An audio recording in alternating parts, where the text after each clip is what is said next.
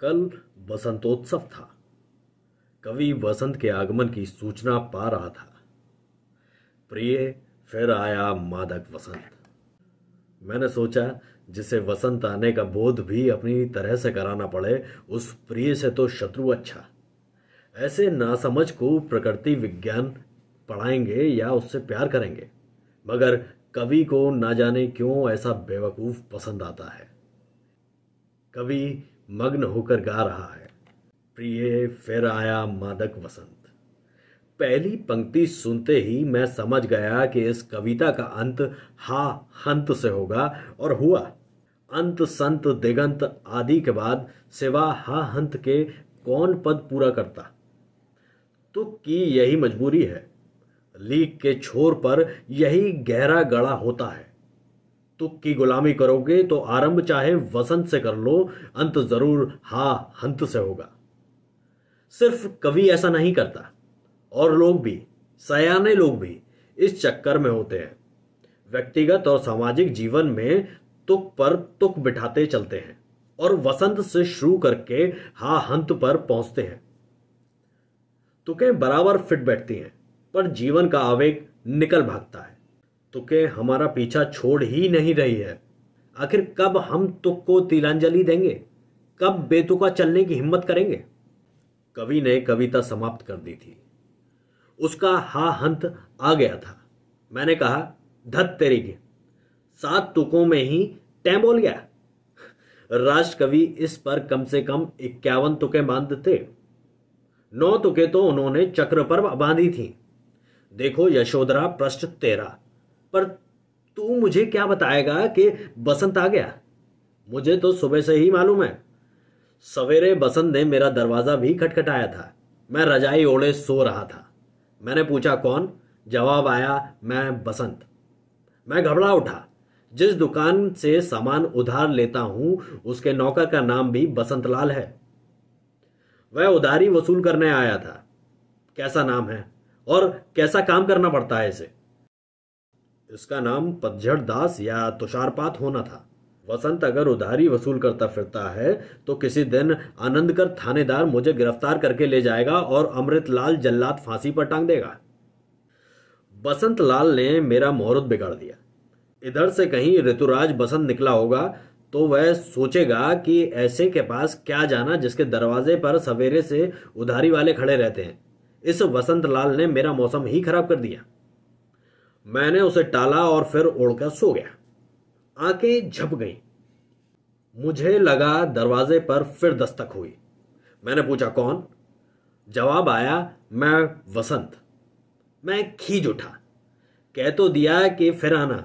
उधर से जवाब आया, मैं बार बार कब तक आता रहूंगा? मैं किसी बनिए का नौकर नहीं, ऋतुराज बसंत हूं। आज तुम्हारे द्वार पर फिर आया हूं और तुम फिर सोते मिले हो। अलाल अभागे, उठकर बाहर तो देख। ठूठों ने भी नव पल्लव पहन रखे हैं। तुम्हारे सामने की प्रौढ़ा नीम तक निवोड़ा के हाव भाव कर रही है और बहुत भद्दी लग रही है। मैंने मुंह उघाड़ कर कहा, भाई माफ करना, मैंने तुम्हें पहचाना नहीं। अपनी यही विडंबना है कि ऋतुराज बसंत भी आए तो लगता है उधारी के तगादे वाला आया है। उमंगे तो मेरे मन में भी हैं, पर यार ठंड बहुत लगती है। वह जाने के लिए मुड़ा। मैंने कहा, जाते जाते एक छोटा सा काम करते जाना। सुना है तुम ऊबड़ खाबड़ चेहरों को चिकना कर देते हो। फेस लिफ्टिंग के अच्छे कारीगर हो तुम। तो जरा यार मेरी सीढ़ी ठीक करते जाना, उखड़ गई है। उसे बुरा लगा। बुरा लगने की बात है। जो सुंदरियों के चेहरे सुधारने का कारीगर है, उससे मैंने सीढ़ी सुधारने के लिए कहा। वह चला गया। मैं उठा और शाल लपेटकर बाहर बरामदे में आया। हजारों सालों के संचित संस्कार मेरे मन पर लदे हैं। टनों कवि कल्पनाएं जमी हैं। सोचा, वसंत है तो कोयल होगी, पर ना कहीं कोयल दिखी, ना उसकी कूक सुनाई दी। सामने की हवेली के कंगूरे पर बैठा कौवा कांव कांव कर उठा। काला कुरूप कर्कश कौवा। मेरी सौंदर्य भावना को ठेस लगी। मैंने उसे भगाने के लिए कंकड़ उठाया, तभी ख्याल आया कि एक परंपरा ने कौए को भी प्रतिष्ठा दे दी है। यह विरहणी को प्रियतम के आगमन का संदेशा देने वाला माना जाता है। सोचा, कहीं यह आसपास की किसी विरहणी के प्रिय के आने का सगुन ना बता रहा हो। मैं विरहणियों के रास्ते में कभी नहीं आता। पतिव्रताओं से तो बहुत डरता हूं। मैंने कंकड़ डाल दिया। कौवा फिर बोला, नायिका ने सोने से उसकी चोंच मड़ने का वायदा कर दिया होगा।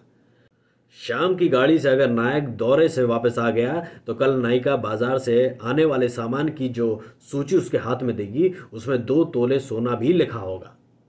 नायक पूछेगा, प्रिय, सोना तो अब काला बाजार से मिलता है, लेकिन अब तुम सोने का करोगी क्या? नायिका लजाकर कहेगी, उस कोई की चोंच मड़ना है जो कल सवेरे तुम्हारे आने का सगुन बता गया था। तब नायक कहेगा, प्रिय, तुम बहुत भोली हो। मेरे दौरे का कार्यक्रम यह कौवा थोड़े बनाता है, वह कौवा बनाता है जिसे हम बड़ा साहब कहते हैं। इस कलूटे की चोंच सोने से क्यों मड़ाती हो? हमारी दुर्दशा का यही कारण है कि तमाम कोए सोने में चोंच मड़ाते हैं और इधर हमारे पास हथियार खरीदने का सोना नहीं है। हमें तो कौओं की चोंच में सोना खरोंच लेना चाहिए। जो आनाकानी करेंगे उनकी चोंच काटकर सोना निकाल लेंगे। प्रिय, वह बड़ी गलत परंपरा है जिसमें हंस और मोर की चोंच तो नंगी रहे पर कोए की चोंच सुंदरी खुद सोना मड़े। नायिका चुप हो गई। स्वर्ण नियंत्रण कानून से सबसे ज्यादा नुकसान कौओं और विरहणियों का हुआ है। अगर कौए ने 14 कैरेट के सोने में चोंच मड़ाना स्वीकार नहीं किया तो विरहणी को प्रिय के आगमन की सूचना कौन देगा? कौआ फिर बोला, मैं इससे युगों से घृणा करता हूं, तब से जब इसने सीता के पांव में चोंच मारी थी। राम ने अपने हाथों से फूल चुनकर उनके आभूषण बनाकर सीता को पहनाए। इसी समय इंद्र का बिगड़ैल बेटा जयंत आवारागर्दी करता वहां आया और कौआ बनकर सीता के पांव में चोंच मारने लगा। ये बड़े आदमी के बिगड़ैल लड़के हमेशा दूसरों का प्रेम बिगाड़ते हैं। यह कौआ भी मुझसे नाराज है क्योंकि मैंने अपने घर के झरोकों में गोरैया को घोंसला बना लेने दिया है।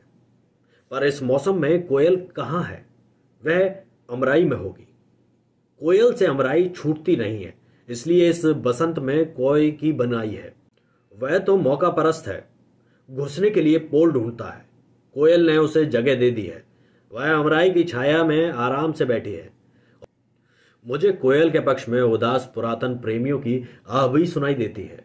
हाय, अब ये अमराइयां यहां हैं कि कोयले बोले। यहां तो शहर बस गए हैं और कारखाने बन गए हैं। मैं कहता हूं कि सर्वत्र अमराइयां नहीं हैं तो ठीक ही नहीं है। आखिर हम कब तक जंगली बने रहते? मगर अमराई और कुंज और बगीचे भी हमें प्यारे हैं। हम कारखाने को अमराई से घेर देंगे और हर मोहल्ले में बगीचा लगा देंगे। अभी थोड़ी देर है, पर कोयल को धीरज के साथ हमारा साथ तो देना था। कुछ दिन धूप तो हमारे साथ सहना था। जिसने धूप में साथ नहीं दिया वह छाया कैसे बांटेगी? जब हम अमराइयां बना लेंगे तब क्या वह उसमें रह सकेगी?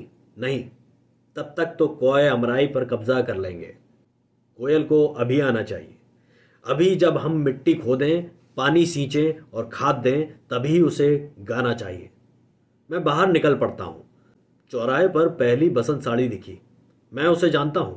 यौवन की एड़ी दिख रही है।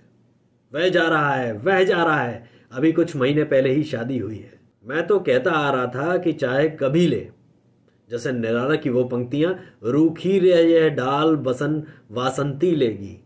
उसने वसन वासंती ले लिया। कुछ हजार में उसे यह बूढ़ा हो रहा पति मिल गया।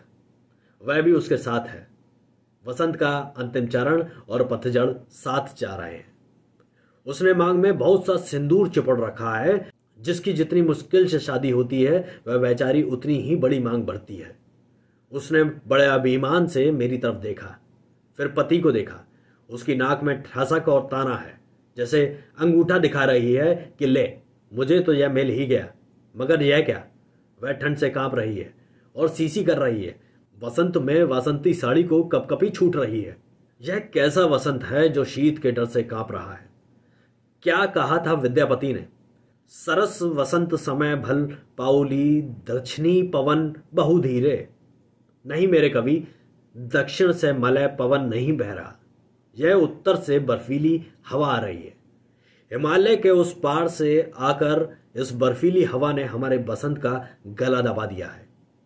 हिमालय के पार बहुत सा बर्फ बनाया जा रहा है, जिसमें सारी मनुष्य जाति को मछली की तरह जमा कर रखा जाएगा। यह बड़ी भारी साजिश है, बर्फ की साजिश। इसी बर्फ की हवा ने हमारे आते वसंत को दबा रखा है।